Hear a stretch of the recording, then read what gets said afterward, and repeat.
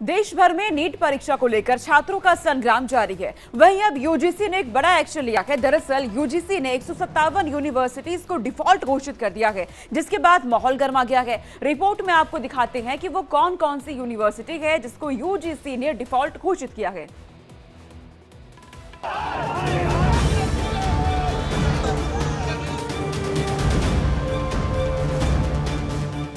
फर्जी यूनिवर्सिटी पर यूजीसी की लगाम। यूपी से लेकर एमपी, बंगाल तक लगातार डिफॉल्टर यूनिवर्सिटी पर छात्रों में डर का माहौल। देश में इन दिनों एजुकेशन सिस्टम को लेकर काफी बवाल मचा हुआ है। पहले नीट पेपर लीक मामला और फिर यूजीसी नेट परीक्षा पेपर कैंसिल होने पर छात्रों में आक्रोश का माहौल है।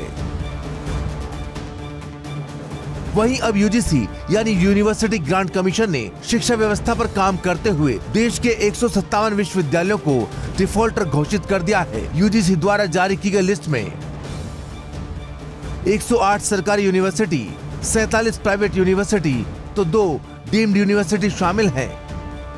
यूजीसी ने यह एक्शन विश्वविद्यालयों में लोकपाल नियुक्त नहीं किए जाने के कारण लिया है। यूजीसी द्वारा जारी की गई लिस्ट में सबसे ज्यादा नंबर मध्य प्रदेश के विश्वविद्यालयों का है। एमपी से 16 यूनिवर्सिटीज को डिफॉल्टर बनाया गया, वहीं राजस्थान से 14, उत्तर प्रदेश 12 और पश्चिम बंगाल में 10 सरकारी यूनिवर्सिटीज को डिफॉल्टर बताया गया है। आपको बता दें कि एमपी की 16 यूनिवर्सिटीज में कुछ बड़ी सरकारी यूनिवर्सिटी का भी नाम शामिल है, जिसमें राजीव गांधी प्रौद्योगिकी विश्वविद्यालय, माखन लाल चतुर्वेदी पत्रकारिता विश्वविद्यालय और राजा मान सिंह विश्वविद्यालय समेत कई यूनिवर्सिटीज का नाम है। इसके अलावा बता दें कि आंध्र प्रदेश की 4, बिहार की 3, छत्तीसगढ़ की 5, दिल्ली की 1, गुजरात की 4, हरियाणा की 2, जम्मू कश्मीर की 1, झारखंड की 4, कर्नाटक की 13, केरल की 1, महाराष्ट्र की 7, मणिपुर की 2, मेघालय की 1, ओडिशा की 11, पंजाब की 2, राजस्थान की 7, सिक्किम की 1, तेलंगाना की 1, तमिलनाडु की 3, उत्तर प्रदेश की 10, उत्तराखंड की 4 और पश्चिम बंगाल की 14 सरकारी यूनिवर्सिटी डिफॉल्टर घोषित की गई हैं।